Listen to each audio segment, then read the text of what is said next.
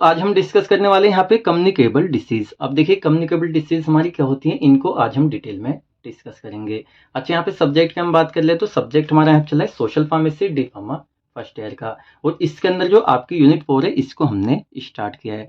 तो इसके अंदर 2 लेक्चर हम पहले देख चुके हैं, जिसमें कि हमने फर्स्ट वाला इंट्रोडक्शन टू माइक्रोबायोलॉजी और ऑर्गेनिज्म देखे थे। सेकंड में यहाँ पे हमारी जो एपिडेमियोलॉजी, साथ में इसके अंदर कुछ हमारी टर्म्स हैं जिनको हमने डिटेल में डिस्कस किया था। तो इस यूनिट के अंदर यहाँ तक का जो हमारा सिलेबस है ऑलरेडी ये कंप्लीट हो चुका है। हम स्टार्ट करें आपकी डिसीजेज। देखिए डिसीज मतलब कि आपकी जो बीमारियां हैं, जैसे कि आपकी जो यूनिट 4 है यहाँ तक का हमारा इसमें बेसिक इंट्रोडक्शन था, ये हमने इसलिए दिया जिससे आपको बीमारियां समझ में आ सकें।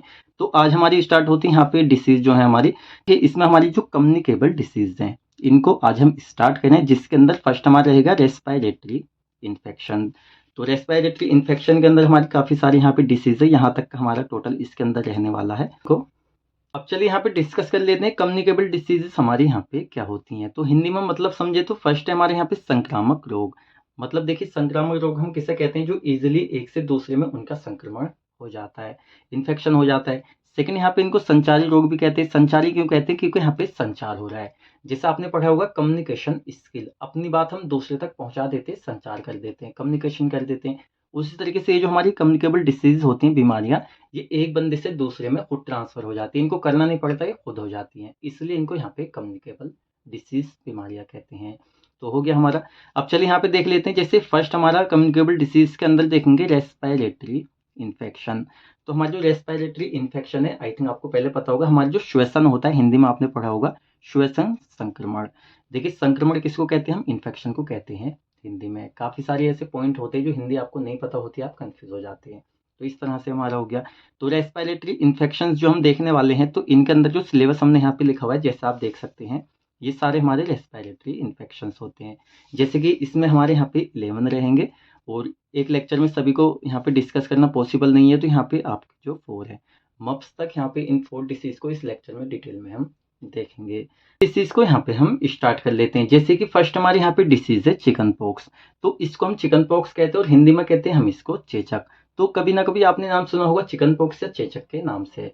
अब देखिए जैसे आप फर्स्ट यहाँ पे स्क्रीन पे देखिए क्या होता है, जो मोस्टली जो 10 साल तक के बच्चे होते हैं उनमें ये बीमारी कोज होती है, और जो इनकी जो ये स्किन है इस पे क्या होता है, रेड स्पॉट्स यहाँ पे नजर आते हैं। कभी कभी ये दाने बन जाते हैं, दाने बन के फूट जाते हैं, इनका मुंह यहाँ पे क्लियर आप देख सकते हैं। कभी कभी क्या होता है, इनमें पस वगैरह भी हो जाता है। तो इस तरह कुछ कंडीशन यहाँ पे ये होती है। तो पहले जो हमारे यहाँ पे डिसीज है चिकन पॉक्स, इसको थोड़ा सा हम अच्छे से समझेंगे, क्योंकि इसको अच्छे से इसलिए समझेंगे जिससे आपको पता चल जाए आने वाली जो हमारी जितनी डिसीज हैं, तो उनमें जो हम आपको पॉइंट बताएंगे आप कंफ्यूज ना हो कौन सा सर कहाँ से बता रहे हैं। जैसे कि फर्स्ट हम देख लेते हैं इसकी definition. Also it is also known as varicella. तो देखिए क्या होता है, इसको हम इस नाम से भी जानते हो। एक डिसीज के अगर एक से ज्यादा नाम है तो आपको ध्यान में रखने चाहिए। मल्टीपल टाइप क्वेश्चन में दूसरे नाम से पूछ लिया जाता है, आपको आंसर पता होता है लेकिन आपको दूसरा नाम नहीं पता है, इस वजह से आप वहां पे आंसर नहीं दे पाते। तो ये हो जाता है। अच्छा, सेकंड पॉइंट इसके अंदर हम देख लेते हैं, it is an acute viral infection. देखिए कम्युनिकेबल डिसीज का मतलब ये यहाँ पे वायरल इन्फेक्शन जो कि एक से दूसरे में फैल रहा है। तो हमारे ये एक्यूट मतलब कि तीव्र, मतलब तेजी से फैलने वाला एक वायरल इन्फेक्शन होता है। थर्ड यहाँ पे देख लेते हैं, mainly it occurs in children below 10 years of age. और ये जो हमारी डिसीज है मेनली जो 10 साल से कम के बच्चे हैं, मतलब 10 साल तक के बच्चों में यहाँ पे चिकन पॉक्स जो है ये देखने को मिलता है। तो ये हो जाता है हमारा। अब चलिए यहाँ पे सेकंड हम देख लेते हैं, यहाँ पे कोजिंग एजेंट्स। इसका जो हिंदी मतलब होता है कारक एजेंट होता है, और यहाँ पे इस डिसीज का जोस्टर वायरस। तो क्या है, हमारी एक वायरल डिसीज है, इसलिए वायरस इसका कॉजेटिव एजेंट्स होता है। तो ये हमारा हो जाता है। अब चलिए इसमें थर्ड हम देख लेते हैं एपिडेमियोलॉजी। तो अब इसके ऊपर पूरा लेक्चर हम आपको पढ़ा चुके हैं। हिंदी में मतलब होता है महामारी विज्ञान। तो इसके अंदर हम 2 पॉइंट देखेंगे सभी डिसीज के अंदर। फर्स्ट हमारा रहेगा मोड ऑफ ट्रांसमिशन, मतलब एक बीमारी एक पर्सन से दूसरे में कैसे फैल रही है, एक बच्चे से दूसरे बच्चे में, ये हमारा। और यहाँ पे सेकंड इसमें रहेगा इंक्यूबेशन पीरियड, मतलब कि जब कोई भी वायरस किसी बॉडी में एंटर कर रहा है तो फर्स्ट टाइम जो उसके सिम्टम नजर आते हैं उसके बीच का जो यहाँ पे गैप होता है, जो यहाँ पे कोई भी वायरस बैक्टीरिया उसने फर्स्ट एंट्री ली और उसके फर्स्ट टाइम सिम्टम नजर आया, तो बीच का जो पीरियड होता है इसको कहते हैं इंक्यूबेशन पीरियड। तो फर्स्ट हम देख लेते हैं मोड ऑफ ट्रांसमिशन। तो यहाँ पे it can be transmitted by personal contact with infected person. जैसे कि कोई एक ऐसा बच्चा है 10 साल तक का जिसको पहले से चिकन पॉक्स है, अब दूसरा जो यहाँ पे बच्चा है उसके कॉन्टैक्ट में आ गया, डायरेक्ट कॉन्टैक्ट में। अब काफी तरीके से आता है, एक तो बिल्कुल डायरेक्ट कॉन्टैक्ट में आ गया, या इसका सीधा एग्जांपल जैसे कुछ बच्चे साथ में खेलते हैं, नहाते हैं या एक दूसरे के कपड़े वगैरह पहन लेते हैं, तो उससे बीमारी इजीली यहाँ पे ट्रांसमिट हो जाती है, मतलब कि ये एक से दूसरे में पहुंच जाती है। तो ये हो जाता है। बी है यहाँ पे इंक्यूबेशन पीरियड, तो ये हमारा सभी डिसीज का अलग अलग होता है। तो यहाँ पे 14 से 21 दिन जो है यहाँ पे इंक्यूबेशन पीरियड होता है इस डिसीज का, मतलब जाता है। अब चलिए यहाँ पे नेक्स्ट हम देख लेते हैं क्लिनिकल प्रेजेंटेशन। देखिए आप चाहें तो इसको क्लिनिकल प्रेजेंटेशन लिख सकते हैं जैसे आपके सिलेबस में दिया हुआ है, वरना आप इसको सिम्टम्स भी यहाँ पे लिख सकते हैं। तो चिकन पॉक्स के सिम्टम लक्षण क्या होते हैं ये हम देख लेते हैं। जैसे कि फर्स्ट होता है माइल्ड फीवर, मतलब कि हल्का बुखार इसमें देखने को मिलेगा। सेकंड यहाँ पे इचिंग, खुजली हो सकती है बॉडी में, जब भी बॉडी पे रेड स्पॉट्स दाने वगैरह हो जाए तो खुजली तो यहाँ पे नॉर्मल है। साथ में यहाँ पे स्लाइट कफ, हल्की खांसी भी हो सकती है। लॉस ऑफ एपेटाइट, मतलब भूख लगना बंद हो सकता है, लगेगी लेकिन कम लगेगी। फीलिंग टायर्ड, मतलब आप थके हुए नहीं लेकिन थका हुआ फील होगा वहाँ पे। साथ में हेडेक, सर दर्द वगैरह हो सकता है। तो इतने ही आपके लिए इनफ है, एक्सेट्रा और भी हमारे हो सकते हैं। ये हो जाते हैं यहाँ पे इसके सिम्टम्स। अब इस समय नेक्स्ट पॉइंट यहाँ पे हम देख लेते हैं role of pharmacist in prevention. अब ये जो चिकन पॉक्स यहाँ पे है, तो एक फार्मासिस्ट के क्या रोल है, जो कि यहाँ पे एडवाइस या सलाह देके क्या कर सकता है यहाँ पे इस चिकन पॉक्स को प्रिवेंट करे, मतलब कि इसको रोके। जैसे कि he should instruct the infected person to isolate for 6 days. तो क्या कर सकता है फार्मासिस्ट, उस इन्फेक्टेड पर्सन को बताए कि वो अपने आप को यहाँ पे 6 दिन के लिए आइसोलेट कर ले, मतलब अलग जगह पे रखे, जिससे कि दूसरों में ये ना फैले।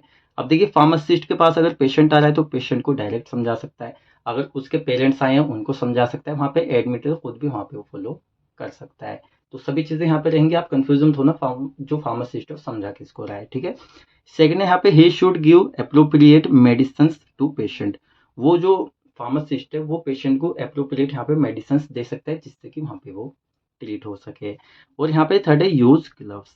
क्या है भी, एक हमारी कम्युनिकेबल डिसीज है, इन्फेक्टेड डिसीज है, जो कि एक से दूसरे में फैल रही, तो पेशेंट जो है उसको ग्लव्स यूज करने की सलाह भी दे सकता है, जिससे कि वो पेशेंट किसी को छुए तो भी उसमें दूसरे में वहाँ पे इन्फेक्शन ना जाए। ये हो जाता है। इसके अंदर लास्ट पॉइंट हम देख लेते हैं, he should prevent the people from making a physical contact with infected person. वो इन्फेक्टेड पर्सन को सीधा यहाँ पे बताना चाहिए उसको कि वो किसी के साथ भी पर्सनल कॉन्टैक्ट ना करे, मतलब कि बॉडी से बॉडी ना मिलाए, या जो उसके फेस टू फेस सामने बोले भी ना, जिससे कि क्या होता है कभी कभी खांसी वगैरह से भी चीज़ें फैल जाती हैं। तो ये सब चीज़ें वहाँ पे उसको समझा सकता है। तो ये हमारा हो जाता है एक्सेट्रा, हमारा इतना इनफ है, आप इतना ही लिख देना, आपको मार्क्स यहाँ पे मिल जाएंगे। इसी के साथ में हमारे जो यहाँ पे चिकन पॉक्स डिसीज है हमारी कंप्लीट हो जाती है। अब चलिए सेकंड यहाँ पे हम देख लेते हैं मिजल्स। तो मिजल्स को हिंदी में हम कहते हैं यहाँ पे खसरा। तो आई थिंक आपने मिजल्स के नाम से इसको नहीं सुना होगा, तो खसरा के नाम से आपने इसको सुना होगा। देखिए मोस्टली आप में से इस तरह के स्टूडेंट होंगे जिनको बचपन में मिजल्स खसरा हुई होगी। कॉमन वायरल इन्फेक्शन होता है जो इजिली हो जाता है। तो फर्स्ट आप देख लीजिए इसको स्क्रीन पे। देखिए मिजल्स जो यहाँ पे खसरा होती है, चिकन पॉक्स में और इसमें देखा जाए तो देखने में कुछ ज़्यादा डिफरेंट यहाँ पे शो नहीं हो रहा है। क्या होता है, जो पूरी एंटायर बॉडी होती है इस पे स्मॉल रेड स्पॉट्स हो जाते हैं। और सेकंड यहाँ पे हम कह सकते हैं स्किन पर रेशेस वगैरह भी देखने को मिलते हैं। तो ये होती है यहाँ पे मिजल्स खसरा। अब चलिए फर्स्ट हम देख लेते हैं यहाँ पे इसकी definition. It is one of the commonest infection disease of children up to 6 years of age. तो कहने का मतलब है 6 साल तक के बच्चों में मोस्ट कॉमनली वायरल इन्फेक्शन देखने को मिलता है, जो कि हो जाता है। सेकंड यहाँ पे हम देख लेते हैं, it's acute highly infectious viral disease.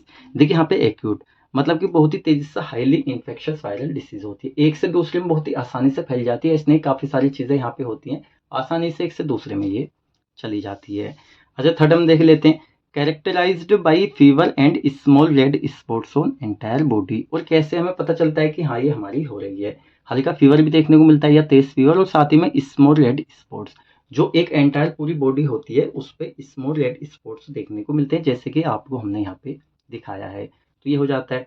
अब चलिए इसमें सेकंड हम देख लेते हैं, एजेंट क्या होता है हमने पहले आपको बता दिया, तो अब डिटेल में यहाँ पे हम नहीं जाएंगे। पैरामिक्सोवायरस, तो ये होता है यहाँ पे इसका कोजिंग एजेंट। अब चलिए इसमें थर्ड हम देख लेते हैं इसकी एपिडेमियोलॉजी, महामारी विज्ञान। तो इसके अंदर 2 पॉइंट हम देखते हैं। फर्स्ट है हमारा मोड ऑफ ट्रांसमिशन, मतलब कि ये जो मिजल से एक से दूसरे में कैसे इसका ट्रांसमिशन हो रहा है। तो direct person to person through droplet से इन्फेक्शन, मतलब कि 2 पर्सन है, 2 बच्चे हैं आमने सामने खड़े हैं, तो ड्रॉपलेट इन्फेक्शन से ही हो सकता है, जैसे कि स्नीजिंग।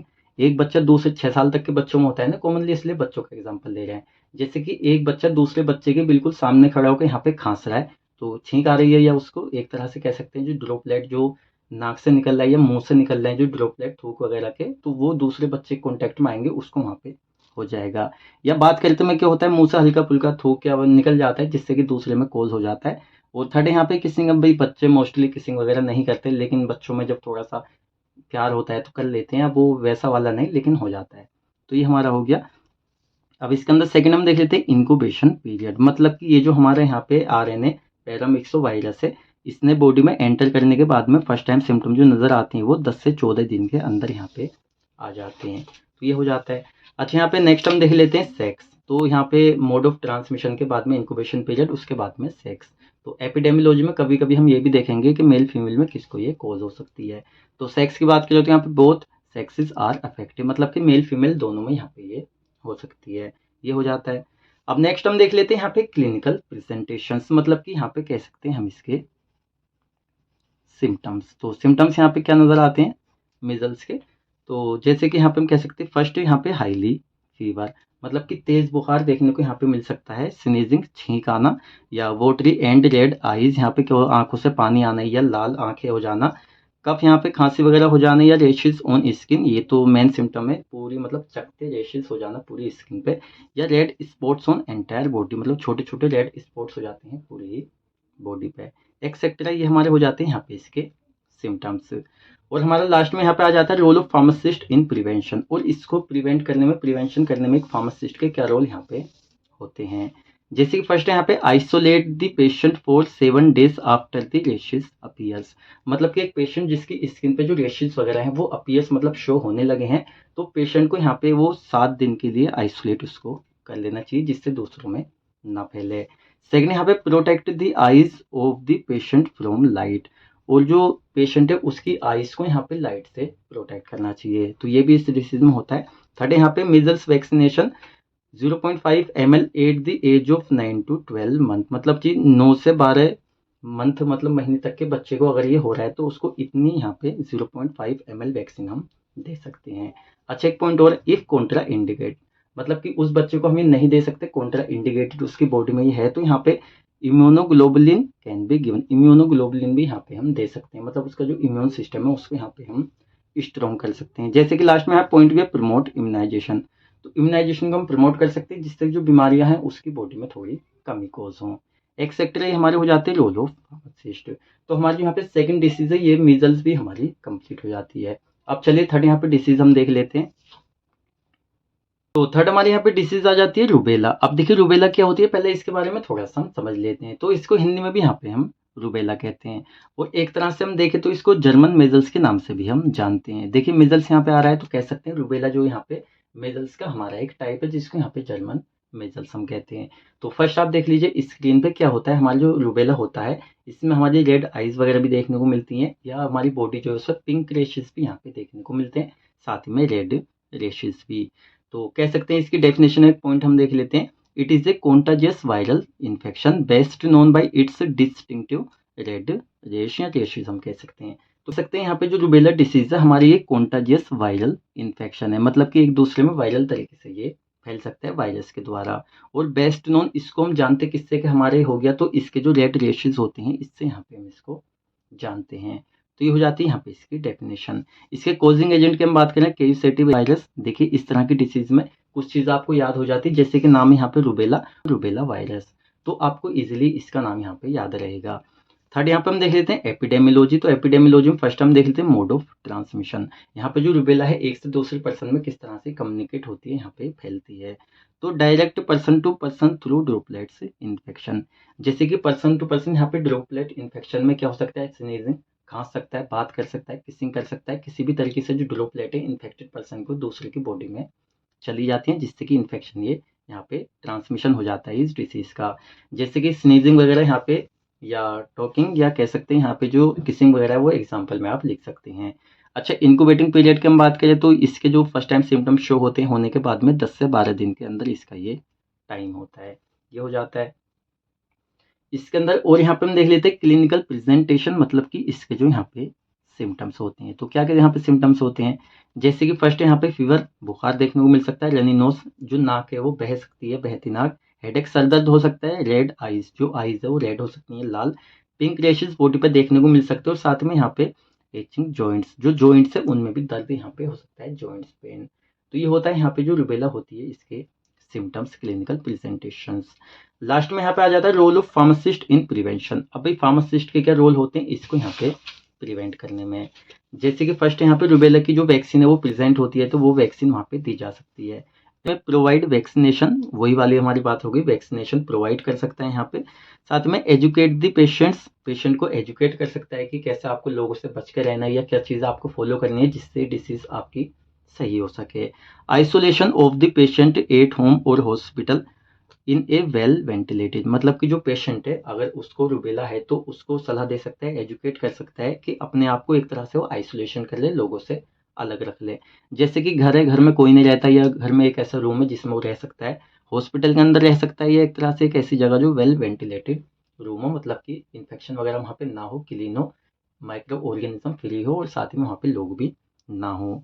नेक्स्ट यहाँ पे good personal hygiene should be maintain, मतलब कि जो उसका पर्सनल हाइजीन है, साफ सफाई अपनी वहाँ पे वो रखे। देखिए साफ सफाई एक ऐसी चीज़ है जिससे आधी बीमारियां वहाँ पे ट्रीट हो जाती हैं। यहाँ पे हम देख लेते हैं मम्प्स।